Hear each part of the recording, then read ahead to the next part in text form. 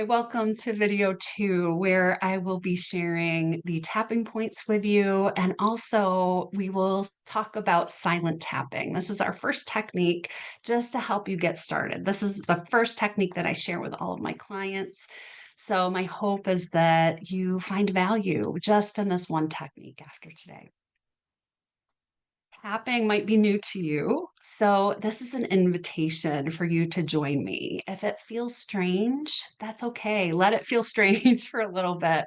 And the more that you tap on these particular points, the more comfortable it tends to be, and the more you get acclimated to it. So just notice how you're feeling about it and see if you can lean into the process. Okay, so the first tapping point is on the side of the hand between the wrist and the pinky, that knuckle of the pinky. So it's that fleshy part of the hand. So just tapping gently here. And you can also tap on the other hand. It really doesn't matter. What matters is that you tap on the side that feels right for you. All right. So I tend to tap with my left hand on my right hand, but sometimes I switch if I get a little tired. So just follow your impulse, what feels right for you. We're not actually using this point for silent tapping, but I just wanted to introduce it to you. So if you come across it in another area, arena from another person, that you recognize that, oh, yeah, that is one of the tapping points that Kathleen showed me. All right, so then we're going to come to the top of the head. So it's right in the center on the top of the head and just tapping gently. Some people use two hands to tap here. I tend to use one. Experiment with it. See what feels right for you. Just tapping there gently. And then we come down to the start of the eyebrow. So you can use one hand, you can use the other hand. You can use both. Again, just play around with it and see what feels right for you. Sometimes I like to use both, and other times just one. It just depends. So follow your body's impulse. What feels right for you? The next point is on the side of the eye. It's the bone on the side of the eye. It's not the temple. So it's this bone right next to the side of the eye. And again, you could use two hands if you'd prefer, or you can use one. Doesn't matter which side. Then we come to the bones under the eye. And again, two hands, one either side, it doesn't matter. Play with it a little bit. See what feels right for you. Yeah. I want you to access these points in a way that feels comfortable for you, or as comfortable as it can be if you're just starting out. Then we move under the nose. So just tapping gently under the nose. Kind of hard to get two hands in there. So one hand is typically enough. Then we come down to the chin point. It's actually the crease in the chin. So just tapping on that crease in the chin.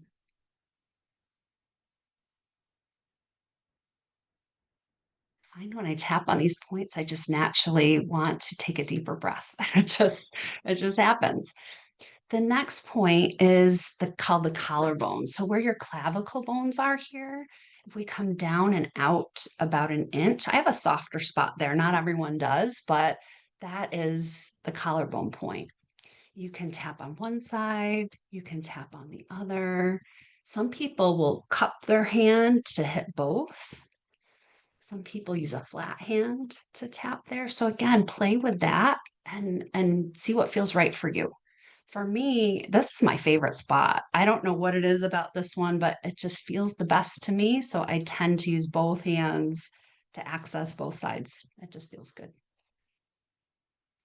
And then the last point that I want to show you is underneath the arm. It's about 4 inches under your armpit, right on the side there, like on the ribs. So just tapping there, if you can cross over and get both, you're welcome to do that. You can do the monkey. The kids like that. So just tapping on both sides. So again, play with it. I typically just cross over and get one side, but play with it and see what feels right for you. So those are the tapping points. And the first technique that I want to share with you is called silent tapping. And I want to tell you why I turn to silent tapping and when I use it personally for myself. Silent tapping is my go to when I start to cry. It's immediate. It's a reaction for me now to go to silent tapping when I start to cry. Silent tapping is just tapping on the point, starting at the top of the head and working your way down without saying any words. It is the easiest technique that I can share with you to start with. And it's designed to help regulate the nervous system and just to help calm that flipped lid that we talked about and to help bring that prefrontal cortex and the cortex back online. So, I'm going to invite you to join me for a round of silent tapping while I share with you. You don't have to say anything, but I just want to share with you kind of what my process is when I'm using silent tapping. So, I'm crying and I start tapping gently, and as I'm going through the points, I am giving myself permission to feel what I'm feeling. And I'm noticing, moving to the side of the eye, I'm noticing my willingness to sit with this discomfort because emotions are needing space. It's energy in motion. And if we stifle it and try to stop that energy from moving, stop that emotion from being there, what we end up doing is shoving it back into the body. I don't want to do that. I don't want to shove emotions into my body. It disrupts my health when I do that. So, coming under the nose, I want to allow that emotion to be there to the extent that I can handle it. Right? So just allowing and giving myself permission to feel it and coming to the chin point, just letting it out. If I need to sob, then I'm going to sob. If I'm just a little teary, then I'm a little teary. Whatever the case may be, coming to the collarbone point, I am meeting myself right where I am. What is there for me in this moment? And just letting it be there, giving myself permission to feel it. And coming under the arm. I'm not saying these words out loud. This is kind of what I'm thinking. It's just a natural process now of just like, okay, just going to support my nervous system. You can come back up to the top of the head. We can go around as many times as you need to. Sometimes when I'm crying, I need to go around multiple times. And sometimes I might just need to do a half a round where I'm just get down under my eye and that's enough.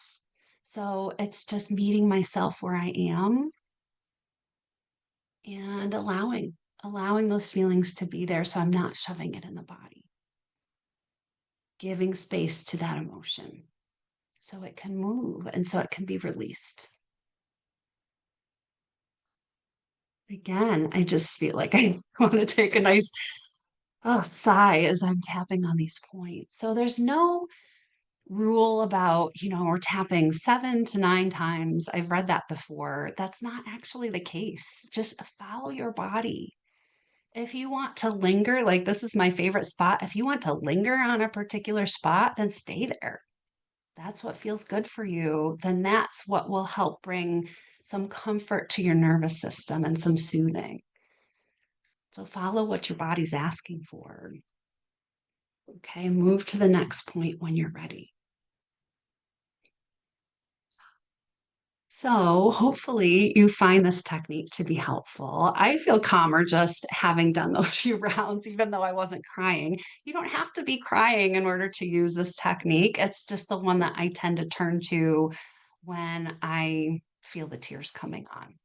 But feel free to use it anytime, even if it's right before you go to bed or first thing in the morning or before you walk in the door from coming home from work or vice versa, walking into the door of work, whatever the case is for you, feel free to experiment with it and see what you notice. And feel free to let me know if you would like to do that. I'm always open to hearing feedback and what your experience is. So thank you for joining me for this video, and I'll see you in the next one.